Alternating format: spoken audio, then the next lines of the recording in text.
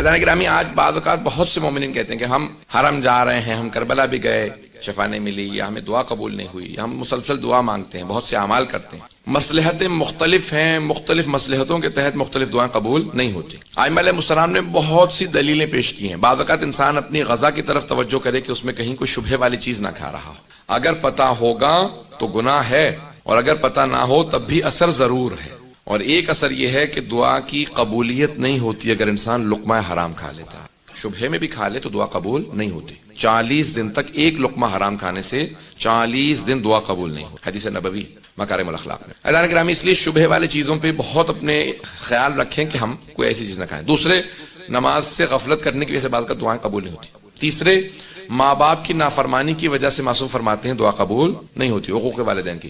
چوتھے، جو صلہ رحم نہ کرتے ہوں، اپنے رشتہ داروں سے قطع تعلق کر رکھا ہو، ان کی دعائیں قبول نہیں ہوتی۔ اور ایک اور وجہ ہے دعاؤں کے قبول نہ ہونے کی، معصوم فرماتے ہیں کہ بعض اوقات اللہ کسی کے مانگنے کو بہت زیادہ پسند کرتا ہے، اسے مانگنا، اللہ کا اس کا مانگنا اتنا پسند ہے کہ اللہ کہتے ہیں اس کی دعا قبول نہ کرنا، مجھے اس کا مانگنا اتنا پسند ہے، یہ مانگتا رہے، میں اس کے دعا قبول نہ کرنے میں اس کو آخرت میں اتنا اجر دے دوں گا کہ خود سے کہے گا پروردگارہ پھر تو کوئی دعا ہی قبول نہ کرتا، تو نے اتنا نواز دیا آخرت کے اندر۔ بہت سے لوگ کہیں گے پروردگارہ یہ کس چیز کا اجر ہے؟ کہ یہ دعائیں جو قبول نہیں ہوئی تھی ان کا اجر ہے۔ نامہ اعمال میں بہت سے لوگ نامہ اعمال کھولیں گے، اتنا اجر، کہ یہ کن چیزوں کا اجر ہے؟ تو فرشتے کہیں گے وہ جو دعائیں قبول نہیں ہوئی تھی ان کا اجر ہے۔ تو پھر سارے وہ افراد جن کی دعاؤں کا اجر ان کو زیادہ ملا ہوگا کہیں گے پروردگارہ پھر تو کوئی دعا قبول ہی نہ کرتا تاکہ ہمیں اجر آخرت میں زیادہ ملتا۔ جو دعائیں بعض اوقات اس کا بدلہ آخرت میں بہت زیادہ ہوتا ہے۔ عزیزان گرامی، ایک اور وجہ ہے، بعض اوقات انسان اپنی مصلحت خود نہیں سمجھ رہا ہوتا، انسان کے لیے وہ نقصان دہ ہوتی ہے، اس وجہ سے اللہ دعا قبول نہیں کرتا۔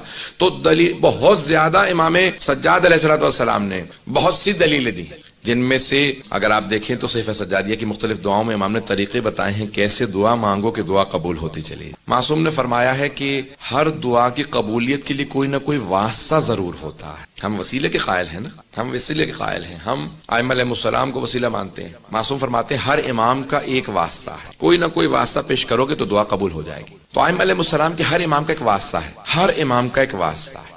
رسول خدا کے بھی واسطہ ہے، جناب رسول خدا کو واسطہ جناب سیدہ کا دیا جاتا ہے۔ جب جناب رسول خدا کو جناب سیدہ کا واسطہ دیا جائے تو پھر دعا رد نہیں ہوتی۔ 12ویں امام کے 2 واسطے، امام زمانہ کے 2 واسطے۔ علماء نے لکھا ہے کہ امام زمانہ کو 2 باتوں کا بہت صدمہ ہے، ایک اپنی دادی زہرا کے دربار میں جانے کا بہت صدمہ ہے، اور دوسرا اپنی پھپھی زینب کے بازار میں جانے کا بہت صدمہ۔ امام زمانہ کے جو 2 واسطے ہیں جناب سیدہ ہیں اور جناب زینب کبریٰ سلام علیہما۔ عزیزان گرامی، ہر امام کا کوئی نہ کوئی واسطہ ہے۔ حضرت عباس کو جناب سکینہ کا واسطہ دیا جاتا ہے، ہر امام کا، لیکن سب ائمہ علیہ السلام جناب سیدہ کا ایک ایسا واسطہ ہے جو کوئی بھی امام کبھی بھی رد نہیں کرے، اور دوسرا واسطہ جناب زینب کبریٰ کا واسطہ کوئی رد نہیں۔